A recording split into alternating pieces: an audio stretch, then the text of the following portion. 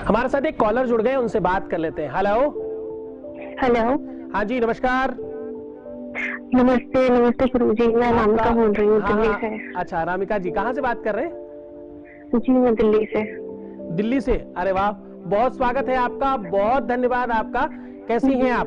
नमस्ते नमस्ते। मैं बहुत अच्छी हूँ। हम लोग, मैं आपसे 3-3.5 साल से हम लोग मतलब आपको बहुत मानते, शो देखती हूँ टीवी पे, आपके यूट्यूब वीडियोस भी देखती हूँ, तो बहुत फायदा भी मिला है। मैंने आपका एक साधना शिविर था दिल्ली में लास्ट ईयर, वो अटेंड भी किया था, तो शायद आप विवेक ओबराय जी आए थे। हाँ जी हाँ जी हाँ जी।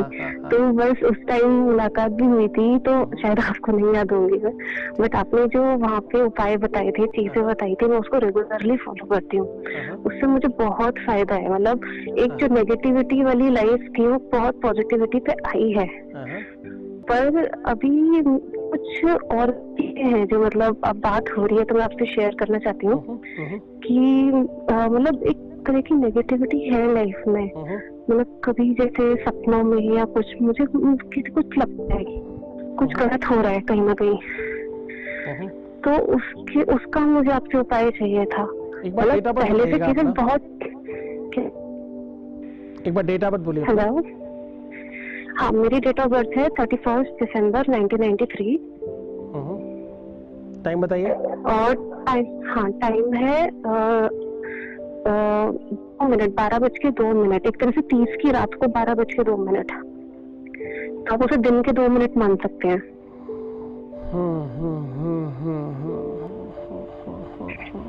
कहाँ जन्म हुआ? दिल्ली में। ठीक है। जब से आपको उपाय बताए गए और आप कर रही हैं, तब से कितना फायदा है? क्या फील होता है अभी आपको? मतलब मुझे 60% तक तो आराम है। मतलब ऐसा लगता है कि हाँ, जब भी कोई चीज अगर ऐसी है तो वो मुझे जितना पहले रेगुलरली जितना परेशान करती थी उतना नहीं कर पा रही है, उसका असर बहुत कम है। पर अभी मुझे लगता है कि हाँ, जो मेरी पावर है, शक्ति है, वो इतनी नहीं है कि पूरा प्रॉपर कंट्रोल हो पाए या पूरा मैं उससे बच पाऊँ। तो उसके लिए मुझे आपकी गाइडेंस चाहिए। देखिए, दो बातें बहुत ध्यान से समझिएगा अनामिका। आपकी कुंडली और आपके ग्रह नक्षत्रों के आधार पर अगर मैं बात करूं तो ऐसे लोगों के बाल थोड़े घुंघराले होते हैं, कदकाठी, बहुत सामान्य और बहुत अच्छे दिखने वाले बच्चे होते हैं, व्यवहार कुशल, बहुत जल्दी सबका मन मोह लेने वाले, सबको आकर्षित करने वाले और बहुत मीठा बोलने वाले, सामाजिक, व्यवहारिक और बेहतर लोग होते हैं। सर, हाँ, मेरे बाल घुंघराले हैं। ओके, बहुत बढ़िया। और हाँ, बताइए जो आप कह रहे हो। हाँ, वो चीजें हैं मेरे साथ, बट मेरी लाइफ में क्या है, ये नेगेटिविटी मुझे इस तरह से इम्पैक्ट करती है कि इसका असर मेरे काम पे, बिजनेस पे और रोज की लाइफ पे भी होता है। आप कोई काम अकाउंटिंग का या कुछ कैलकुलेशन का या कुछ बैंकिंग का या कुछ ऐसा इन्वेस्टमेंट इससे रिलेटेड कुछ काम करती हैं? हाँ जी, मैं चार्टर्ड अकाउंटेंट हूँ। ओके, चार्टर्ड अकाउंटेंट है, तो आप बहुत बढ़िया जी। फिर तो आपकी मदद लेनी चाहिए, आप अच्छा काम करती हैं। मैं अकाउंटिंग में बहुत खराब हूँ और मेरा खुद का मकसद बहुत खराब है, इसलिए बड़ी अस्त व्यस्तता है, तो नहीं लूंगा पक्का। तो ओवरऑल अगर मैं इसको देखूं तो आपकी कुंडली के आधार पर निगेटिविटी तुम्हारे घर में पीछे से चली आ रही है। तुम जिस प्रॉब्लम से पीड़ित हो, उस प्रॉब्लम में तुम्हारी मदर, तुम, मतलब ये कंटिन्यूटी है, ये कई पीढ़ियों की दिक्कत है, ये एक साथ अभी नहीं आई, ये नई चीज नहीं है, ये काफी पुरानी प्रॉब्लम है। आप समझ रही मेरी बात? हाँ जी हाँ जी। ये प्रॉब्लम नई नहीं है, मतलब आपकी मदर, बड़ी हो सकता है उसके पहले भी हो, पर मदर का कंफर्म है। मदर, फिर आप, फिर आपके बच्चों तक का दिखता है, कंटिन्यूटी है। प्रॉब्लम, अच्छा, हाँ, प्रॉब्लम बड़ी है, प्रॉब्लम थोड़ी सी बिग है। हाँ बोलिए। बट इस चीज के बारे में बताया नहीं कभी किसी ने कि मतलब ऐसा कुछ है। अच्छा, कभी आपके घर में बातचीत कभी नहीं मदर के साथ में? आपके मदर के साथ ऐसी कोई दिक्कत रही, आपको नहीं पता लगा?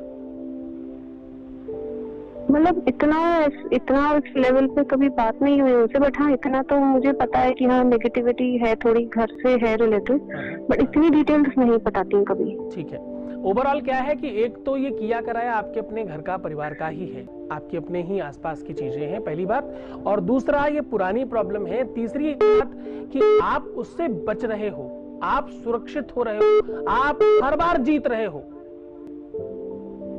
ओके, ठीक है, थैंक यू। आप हर बार जीतने के बाद भी अगर हर बार अपने मन में हार स्वीकार करोगे तो कैसे कोई चीज ठीक होगी। आप जीत रहे हो, धीरे धीरे आपकी सफलता बढ़ रही है। जो उपाय, जो सलूशन, जो चीजें आप कर रहे हैं उसको कंटिन्यू करिए और पूरे मन से, पूरी श्रद्धा से, पूरे विश्वास के साथ करिए। क्योंकि देखिए, इससे आपका मंथ साइकिल से लेकर के, आपका हार्मोनल डिसबैलेंस से लेकर के, आपका मूड स्विंग से लेकर के कई सारी चीजों को इंटरकनेक्ट कर रही है ये प्रॉब्लम, आप समझिएगा। हाँ बिल्कुल सही, बिल्कुल सही, ये चीजें तो मैं नोटिस कर रही हूँ जी। तो ओवरऑल अब आपको करना ये है कि इस चीज को थोड़ा सा कमजोर समझना है, इसको बड़ा मत समझिए, ये छोटी चीज है।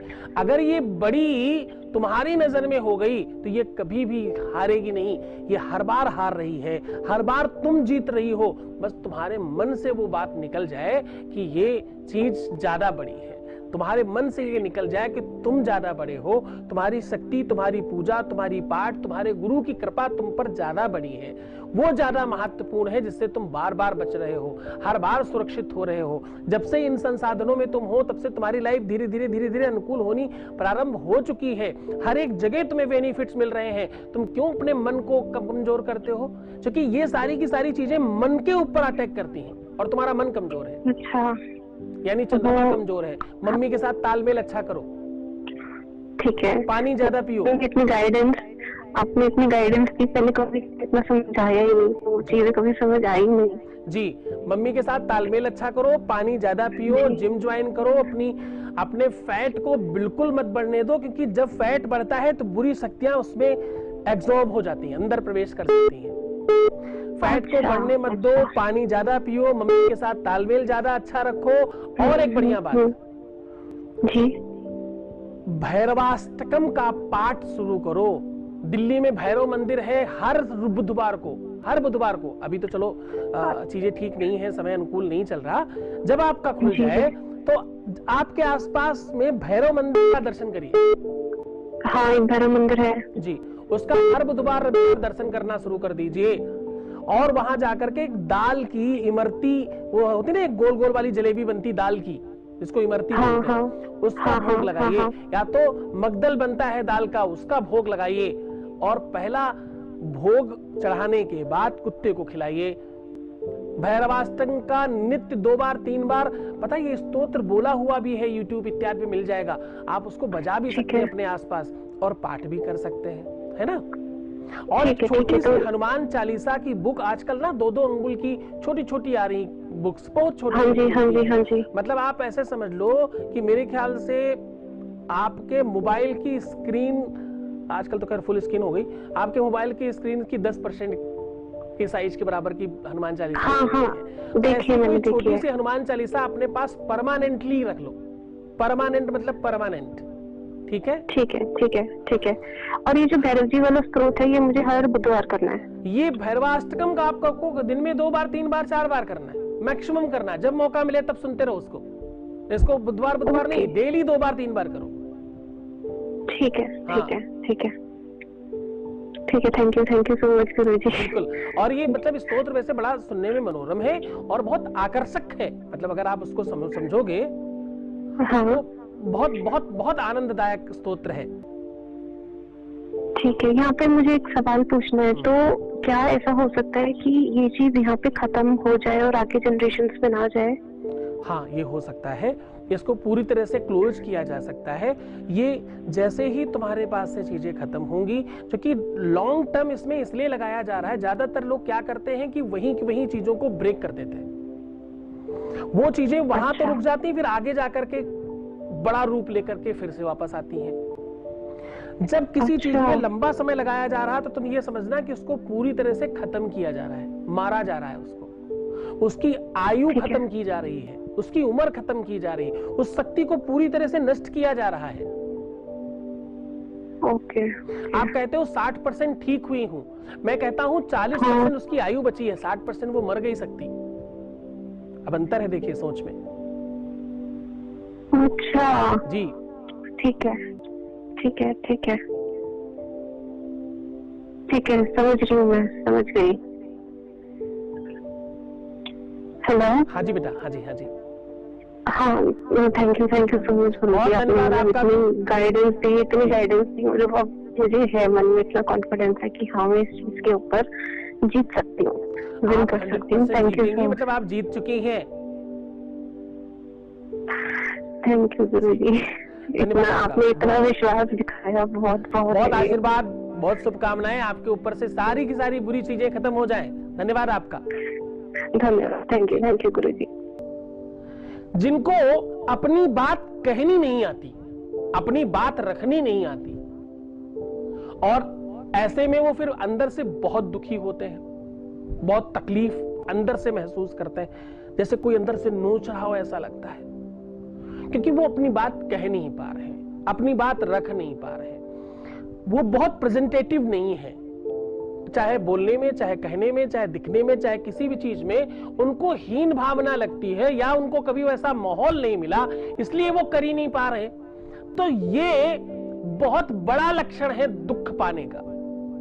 ऐसे लोगों के जीवन में दुख हर खिड़की दरवाजे से प्रवेश कर जाता है। जिन लोगों को हर छोटी छोटी बात पर क्रोध आता है, जो अतिशय क्रोधी है, जो हर बात पर पता ही नहीं चलता किस बात पर क्रोध कर जाएंगे और किस बात पर भड़क जाएंगे, जो अनायास बिना किसी कारण के भड़क जाने वाले लोग हो, जो किसी भी मतलब छोटी मोटी बात पर भी पता ही नहीं था कि इस बात पर भी भड़क जाएंगे, ऐसे लोगों को भी थोड़ा जीवन में दुख ज्यादा मिलता है। ऐसे वो लोग होते हैं, अब देखो ये होते कौन लोग हैं जो ज्यादा भड़कते हैं, ज्यादा क्रोध करते हैं, ज्यादा बड़बड़ करते हैं। ये कौन लोग हैं?